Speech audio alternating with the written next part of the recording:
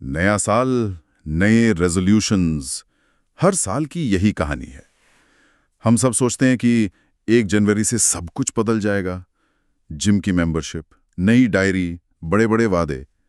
लेकिन आज हम जिस मटेरियल पर बात करने वाले हैं वो इस पूरे आइडिया को ही पलट कर रख देता है। हमारे पास ओशो की शिक्षाओं पर आधारित कुछ स्रोत हैं जो कहते हैं कि असली नयापन कैलेंडर बदलने से नहीं बल्कि हमारे भीतर कुछ बदलने से आता है। तो चलिए इसी को समझने की कोशिश करते हैं।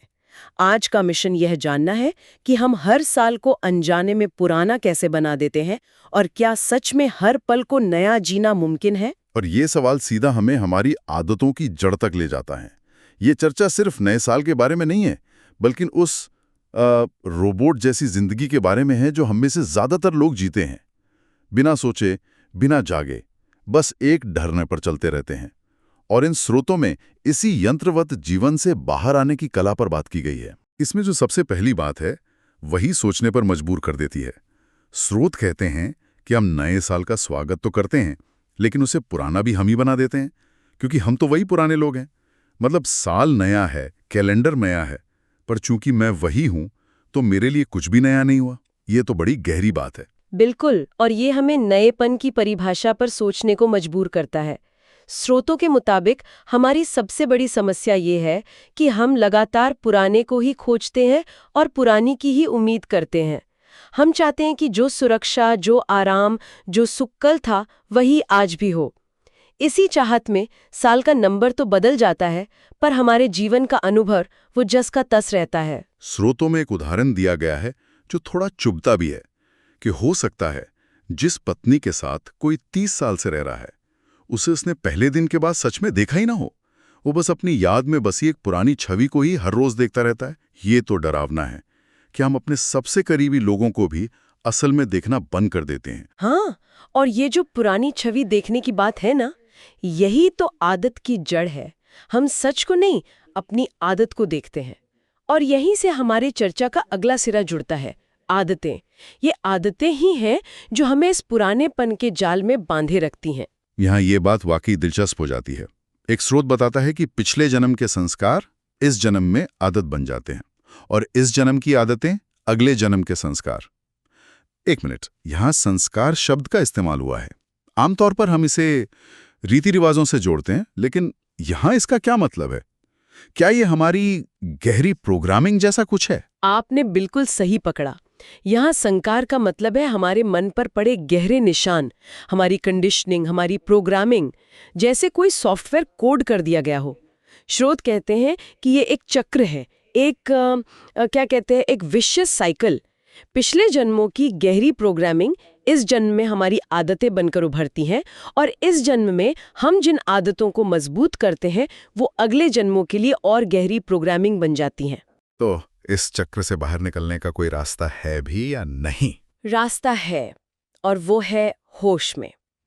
ये जानने में कि हम अपनी आदतों से, अपनी प्रोग्रामिंग से अलग हैं, हम इसके मालिक हैं।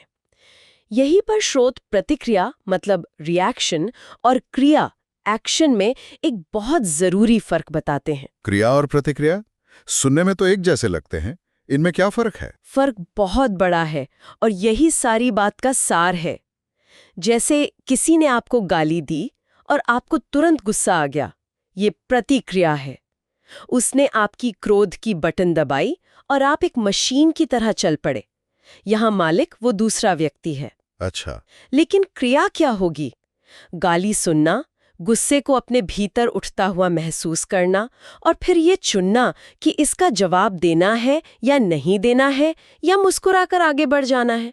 जब चुनाव आपका है, जब आप रिमोट कंट्रोल किसी और के हाथ में नहीं देते, तब आप क्रिया करते हैं। प्रतिक्रिया बांधती है, क्रिया आजाद करती है। ठीक है। बुरी आदतों जैसे सिगरेट या गुस्से की बात तो समझ आती है, लेकिन स्रोतों में एक बात कही गई है जो मुझे हैरान कर रही है। वो कहते हैं कि माला फेरने जैसी अच्छी आदत भी गुलामी है। ये कैसे हो सकता है? अच्छी आदतें तो अच्छी होती हैं, है ना? हम तो बच्चों को अच्छी आदतें सिखाते हैं। ये सवाल बहुत स्वाभाविक है, और यहीं पर यह चर्चा बहुत गहरी हो जाती है। स्रोतों के अनुसार सवाल आदत के अच्छे या बुरे होने का है ही नहीं।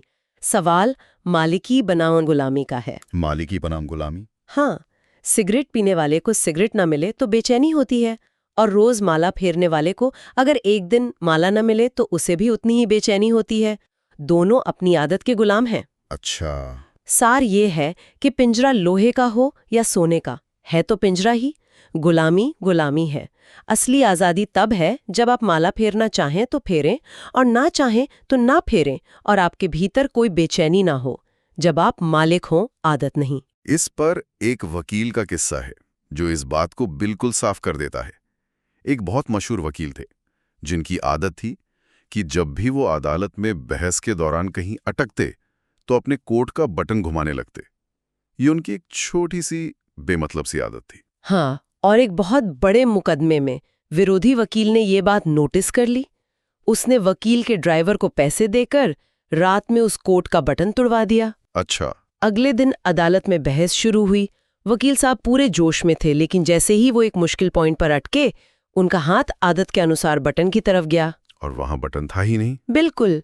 और जैसे ही उन्हें बटन नहीं मिला, उनका दिमाग जैसे खाली हो गया। वो पूरी तरह ब्लैंक हो गए, उनकी सारी दलीलें हवा हो गईं और वो मुकदमा हार गए। अरे! बाद में उन्होंने खुद माना कि उस बटन से उन्हें कभी कोई अक्ल या सूझबूझ नहीं मिली थी, लेकिन उसके न होने पर ऐसा लगा जैसे कोई हथियार ही छिन गया हो।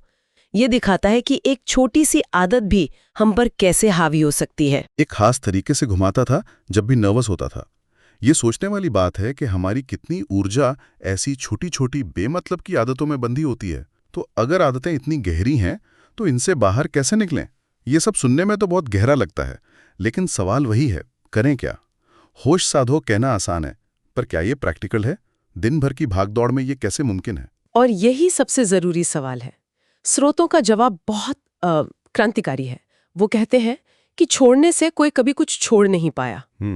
आप सिगरेट छोड़ने की जितनी कोशिश करेंगे, सिगरेट का ख्याल आपको उतना ही सताएगा। समाधान लड़ने में नहीं, जागने में है। जागने में? हाँ, जो भी करे होश पूर्वक करें। अगर सिगरेट पीनी है तो पूरे होश से पिएं। धुएं के एक एक कश को, उसके स्वाद को फेफड़ों में जाते हुए उसे महसूस करें। स्रोत कहते हैं, मैं तुमसे कुछ भी छोड़ने को नहीं कहता, क्योंकि मैं जानता हूं छोड़ने से कभी कोई छोड़ नहीं पाया। मैं तुमसे केवल होश साधने को कहता हूं। इस पर भी एक कहानी है उस आदमी की जिसने 20 साल तक सिगरेट नहीं पी। उसने सिगरेट छोड़ी नहीं थी, बल्कि जब उसे तलब लगी तो उसने सिगरेट और माचिस अपनी एस्ट्रे में रख दी और खुद से कहा कि मैं इसे तब उठाऊंगा जब तलब इतनी बढ़ जाएगी कि अगर सिगरेट की जगह गंदी रस्सियां भी पड़ी हों तो मैं उन्हें भी पी जाऊं। और वो तलब फिर कभी आई ही नहीं। कभी नहीं आई। कभी नहीं। वो बस बैठकर अपनी तलब को देखता रहा, उसके उठने को, उसके गिरने को। अनजाने में उसने होश साध लिया था। उस एक विचार ने, उस जागरूकता ने आदत की पकड़ को तोड़ दिया। वाह! वो लगातार इस बात के प्रति होश में रहा कि तलब कितनी बड़ी है, कितनी ताकतवर है। और स्रोतों का यही कहना है कि होश की रोशनी में ज्यादातर मूर्खतापूर्ण आदतें ऐसे ही झड़ जाती हैं जैसे सुबह की धूप में ओस की बूंदें।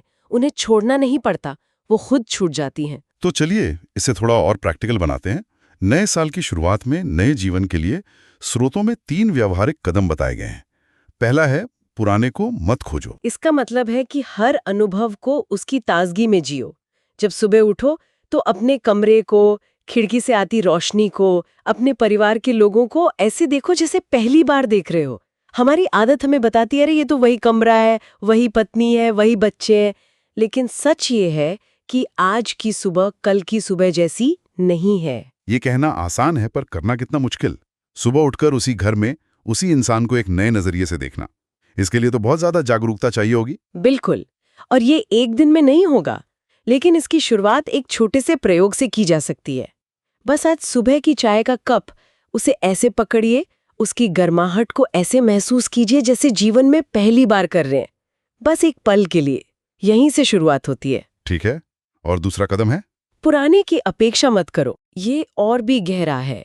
इसका मतलब है अपने मन के दरवाजे इस संभावना के लिए खुले रखो कि आज कुछ ऐसा हो सकता है जो पहले कभी नहीं हुआ। हम हमेशा पुराने अनुभवों के आधार पर भविष्य की कल्पना करते हैं। अगर किसी ने कल हमारा अपमान किया था तो हम आज भी उससे उसी व्यवहार की अपेक्षा करते हैं। ये अपेक्षा ही नए के आगमन में सबसे बड़ी बाधा है। स्रोतों में एक बहुत चौंकाने वाली बात कही गई है कि एक नया दुख पुराने बासी सुखों से बेहतर है। ये बात तो मतलब हजम करना मुश्किल है। हम तो हमेशा सुख ही चाहते हैं। और कोई भी दुख नहीं चाहता, लेकिन यहाँ मतलब दुख को निमंत्रण देना नहीं है। मतलब ये है कि जीवन जो भी नया लाए, चाहे वो सुख हो या दुख, उसे स्वीकार करने की तैयारी रखो, क्योंकि उस नए दुख में भी एक ताजगी होगी, एक नया अनुभव होगा, एक नया जीवन होगा। अच्छा। जबकि बासी सुखों को पकड़कर हम बस अपनी यादों में जीते रहते हैं, वर्तमान में नहीं। नएपन में जीवन है, चाहे उसका रूप कैसा भी हो। और तीसरा और शायद सबसे जरूरी कदम? तीसरा कदम ये है कि ये कोई और आपके लिए नहीं करेगा, ये आपको खुद करना होगा। कोई गुरु, कोई किताब आपको रास्ता दिखा सकती है, पर चलना आपको ही पड़ेगा। हाँ, ये तो है। और इसमें भी एक राहत की बात है। आपको पूरे साल को एक साथ बदलने का बोझ नहीं उठाना है, बस एक एक क्षण को नया करना है। जैसा स्रोत कहते हैं, एक एक कण, एक एक क्षण को नया करेंगे तो अंततः पूरा दिन, पूरा वर्ष भी नया हो जाएगा। नए साल का संकल्प एक दिन में नहीं, हर पल में जिया जाता है। तो बात घूम फिरकर वहीं आ जाती है कि असली नया साल 1 जनवरी को नहीं आता। ये तो एक सतत प्रक्रिया है, हर पल होश को साधने की, उस रोबोट जैसी जिंदगी से बाहर आने की और हर छोटे बड़े अनुभव में नएपन को खोजने की। ये कैलेंडर का नहीं, चेतना का उत्सव है। बिल्कुल। और इस रास्ते पे चलते हुए एक बहुत गहरा विचार सामने आता है, जिसे शायद श्रोताओं के सोचने के लिए छोड़ा जा सकता है।